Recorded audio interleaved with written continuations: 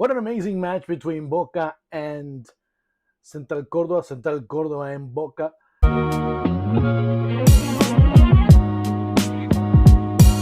Where the first half, it just seemed so bleak. It seemed very complicated for Boca. Keep in mind, this is a team that had basically run out of central defenders. You start to see how Diego Martinez eventually shifts his back line into such an amazing tactical gymnastics. I guess that's the only way I can say it, in which he starts to fiddle around a bit, and it kind of starts working. And there was one thing I said in the broadcast that was very important to notice, or a statement. It wasn't anything tactical. It was more how certain things develop into others. And in Chinese characters, the word crisis and the word opportunity, they're written the same way. And today, in the midst of a crisis, an opportunity emerged to see it change. And something ended up working that was absolutely brilliant. Equi Fernandez going and basically falling into the place of the creator, of that player that's necessary to transport the ball, move it around, start to be that orchestrator in the middle of the pitch, give the ball off, send the ball in, and really offer a great deal of provision to the attackers.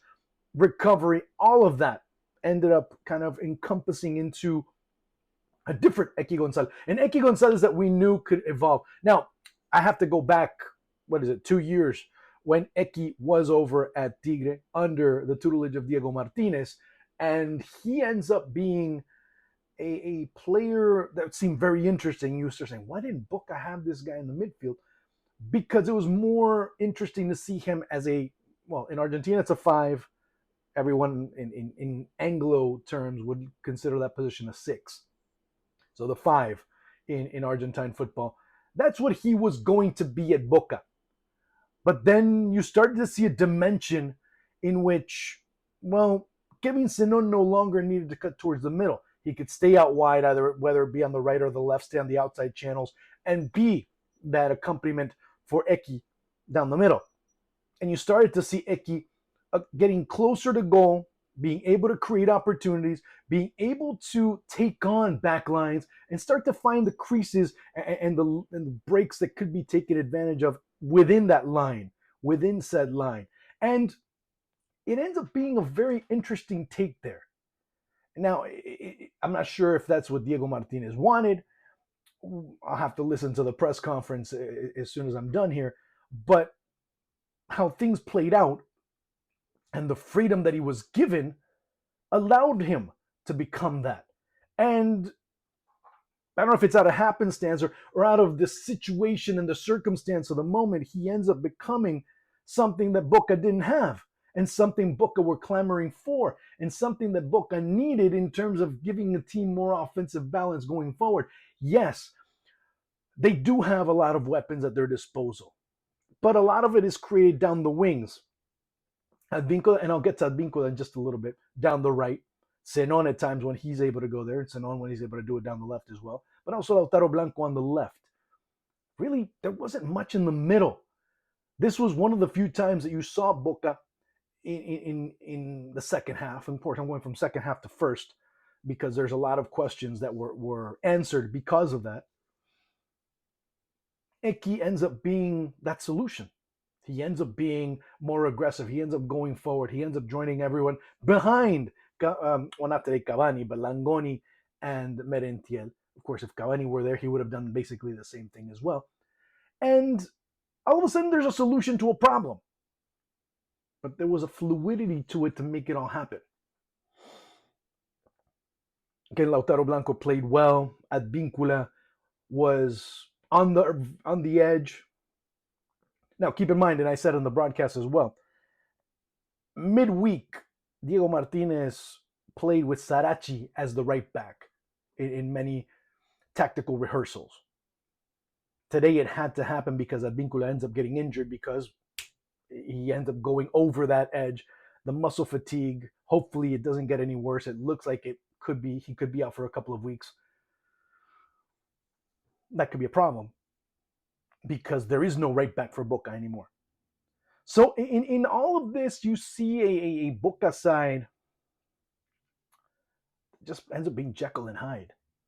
Second half, out of the gate, second minute, 2-1. And 5 minutes later, 2-2. Whoa, where'd this come from? But there's still a lot of things to worry about Boca. Backline, still very green, still very inexperienced, still very susceptible to making mistakes. There's one player that one has to give credit to today. After everything that's happened, everything that's gone on, and everything that he's undergone through the past 48 hours or so, and it's Paul Fernandez. Paul Fernandez played a sensational game today as a holding midfielder. And people can criticize him for maybe not being up to snuff for being a captain. Maybe you can criticize him for being a lot of things, but you can't criticize his professionalism, and you could see it today. So, with all of that being said, Paul played a very good match today. Uh, there's just a lot of question marks. A lot.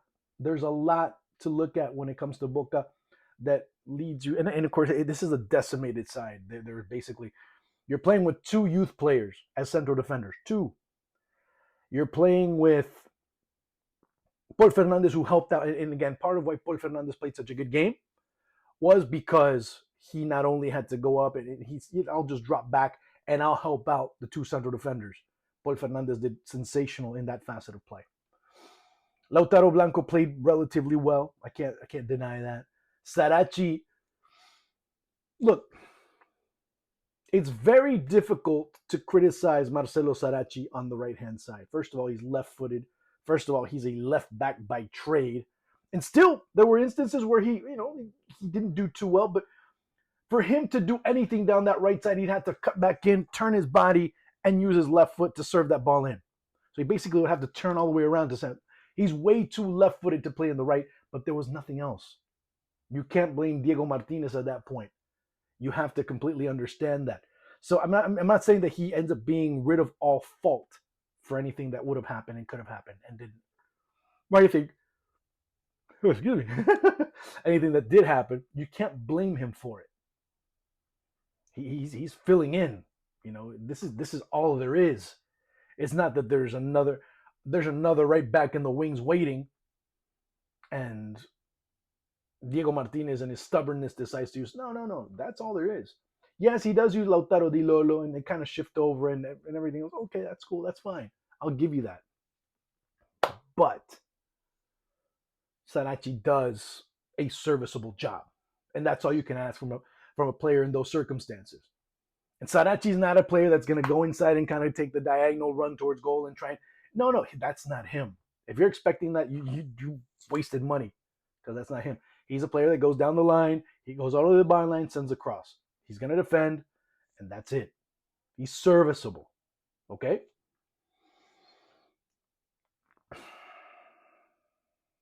But that first half for Boca was a nightmare.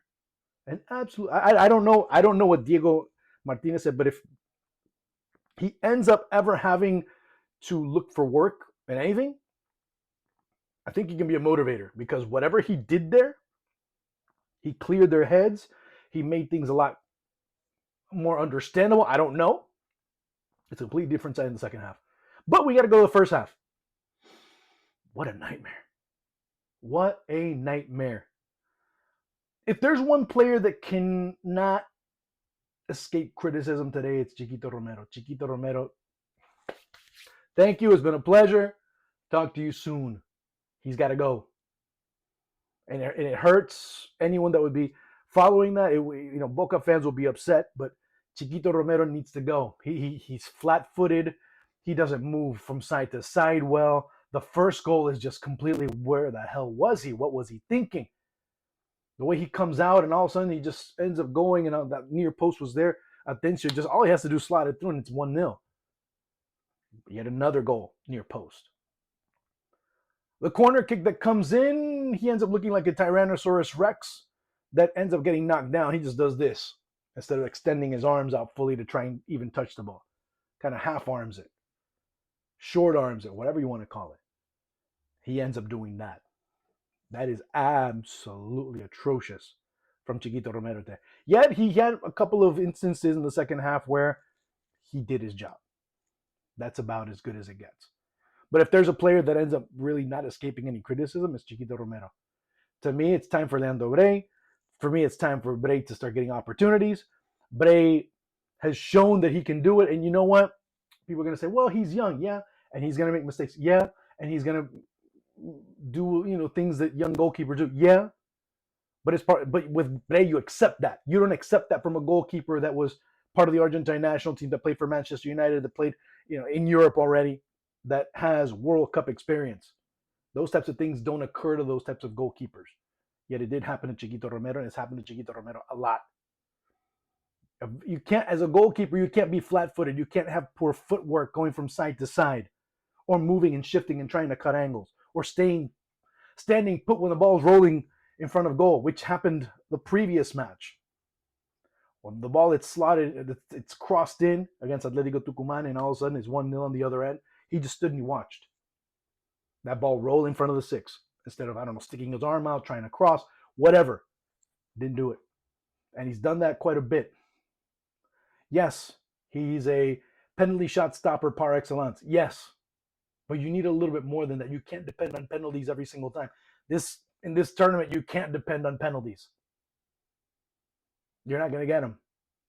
So you need someone that's a little bit more solid or has the potential to be more solid. And that's what ends up happening.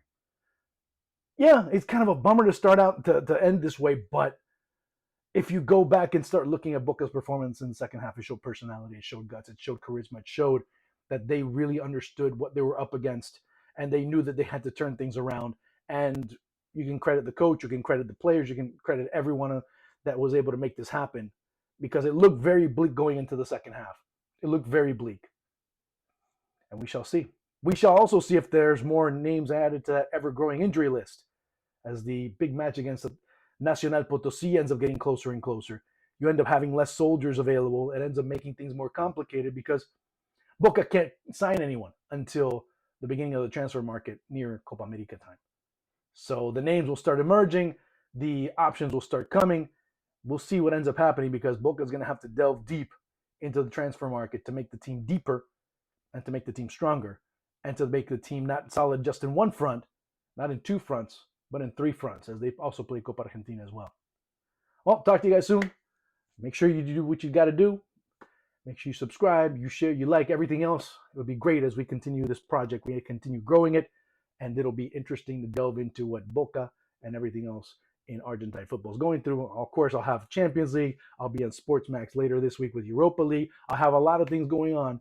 So make sure you're checking it out. I'll be showing and making sure that everyone's warned where I will be at, what I will be doing, and where I can be seen. Talk to you soon. Ciao.